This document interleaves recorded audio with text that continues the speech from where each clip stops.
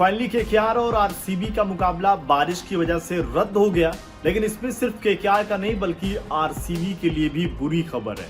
क्या है इस वीडियो में आपको बताएंगे, लेकिन उससे पहले इस मुकाबले की बात करते हैं। लगभग एक दो दिन पहले से यह खबर चल रही थी कि चिन्नास्वामी में बारिश की पूरी संभावना है और आज हुआ भी यही कि लगातार बारिश होती रही और ऐसा लगा कि शायद अब रुकेगी। फैंस भी लगातार अगर आप देखें तो चिन्नास्वामी में रुके हुए थे, वेट कर रहे थे विराट कोहली के लिए। तमाम फैंस व्हाइट जर्सी में पहुंचे थे, लेकिन निराशा हुई, मैच को रद्द कर दिया गया। एक पॉइंट मिले आरसीबी। इसके साथ ही एक तरीके से अगर आप देखें तो प्लेऑफ में तो पहुंच गई, क्योंकि उनके पॉइंट 17 हो गए। नंबर 1 पर इस वक्त वो है।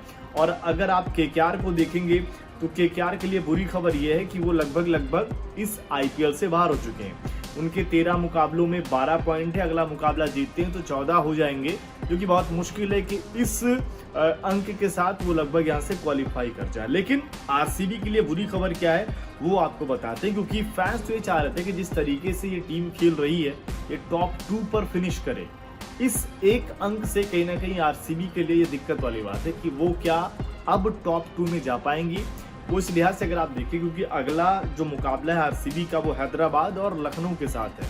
चलिए हम मान के चलते हैं कि दोनों मुकाबले जीत जाती है। अगर ये दोनों मुकाबले जीत जाती है आरसीबी की टीम तो इनके 21 पॉइंट हो जाएंगे। अब ये देखकर तो अच्छा लग रहा है, सुनकर अच्छा लग रहा है कि यार फिर तो पहुंच जाएंगे। लेकिन जब हम ये मान रहे हैं कि आरसीबी अपने अगले दोनों मुकाबले जीत जाएगी, तो इसी समीकरण से अगर हम पंजाब के अभी 3 मुकाबले बाकी हैं, तो अगर हम ये मान लेते हैं कि पंजाब अपने 3 मुकाबले जीतती है तो फिर वो 21 पर पहुंच जाएंगे। और वहीं अगर आप देखें गुजरात अपने 3 मैच जीतती है तो वो 22 के साथ टॉप पर पहुंच जाएगी।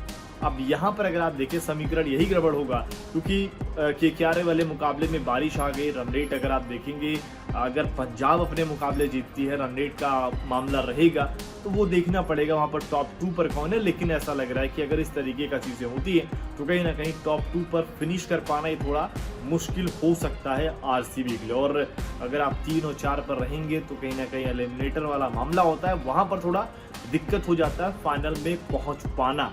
तो वो थोड़ा सा एक बड़ा झटका जरूर रहेगा। लेकिन आरसीबी फैंस यही चाहेंगे कि यहाँ से जो अपने दोनों मुकाबले जीते। और पंजाब के सामने भी बड़ी चुनौती है, पंजाब हो गए या फिर गुजरात के पास, तो फिर भी एक आसान समीकरण है कि यार अपने मुकाबले वो जीतें और वो भी ऊपर जाएं। लेकिन देखना पड़ेगा कि पंजाब कैसे करती है। लेकिन दुखी खबर यही है कि केकेआर की टीम जो पिछली बार की एक तरफा अंदाज में उन्होंने ट्रॉफी उठाई, इस बार एक अच्छी टीम बनाने के बाद ऑक्शन में उनकी टीम अच्छी बनी थी, लेकिन उसके बावजूद भी खिलाड़ी चले नहीं।